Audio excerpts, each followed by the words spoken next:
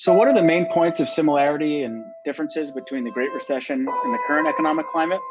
My name is Philip Jordan, and I'm a fellow at the Ash Center. My research focuses on economic mobility, labor, and the benefits of equitable and sustainable development. Well, there are some stark differences between our current economic situation and the Great Recession. Unlike the Great Recession, which was really fueled by a financial meltdown that hit construction and banking first and hardest, this recession has had a more limited impact on those industries.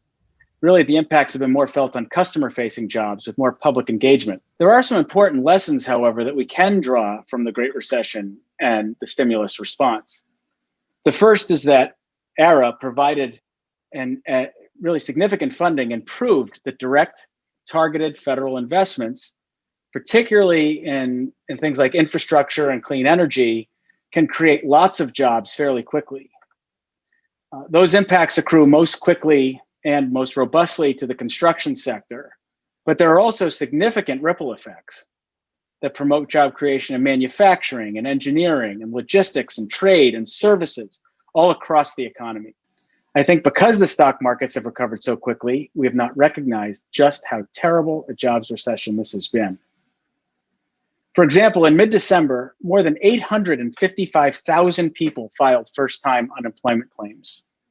The record prior to the pandemic was 695,000. We haven't fallen under that prior record since the losses started in March. It is by far the worst job loss in most of our lifetimes, absolutely dwarfing the Great Recession. But there are some real differences in who is losing their job in this recession as compared to the Great Recession. High-wage jobs, largely held by those with advanced degrees and substantial work history, are faring fine. As a result, they're continuing to pile money into their 401ks. Those workers are taking advantage of low interest rates to refinance, buying second homes, investing in the stock market, retrofitting or expanding current properties, and otherwise driving up the consumption of goods and services.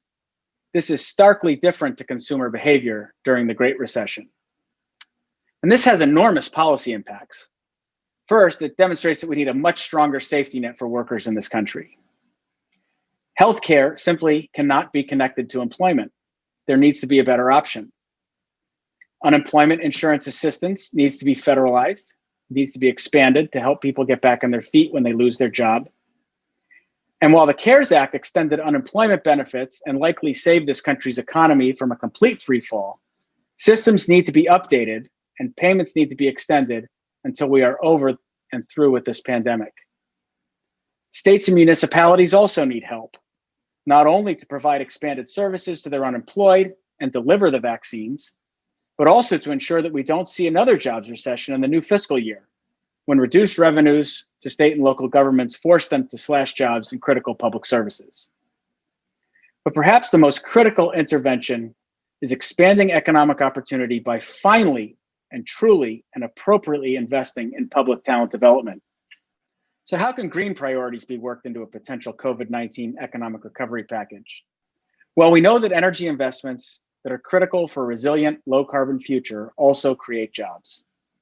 To maximize rapid job creation, investment should include areas like grid modernization and hardening, renewable energy deployment through tax credits and installations on federal buildings and land, revitalize and expanded ports to support the exciting new and emerging offshore wind sector in the United States, electrifying transportation, and providing incentives for energy efficiency and the electrification of buildings.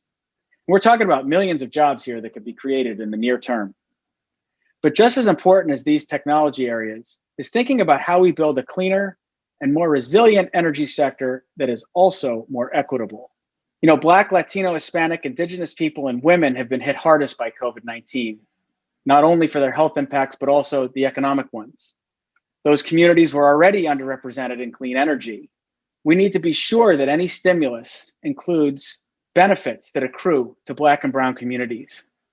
That includes short-term requirements for including minority and women-owned business enterprises, project siting preferences for minority neighborhoods that employ local residents, and longer-term structural programs that target employment and training opportunities to underrepresented communities, while providing funding and engagement with minority-serving institutions such as historically Black colleges and universities, as well as funding for Black and Brown academics and entrepreneurs. The new administration should also focus on job quality and worker protections. Prevailing wage requirements, project labor agreements, and other mechanisms can help to ensure that the pay and benefits associated with these new jobs are family supporting.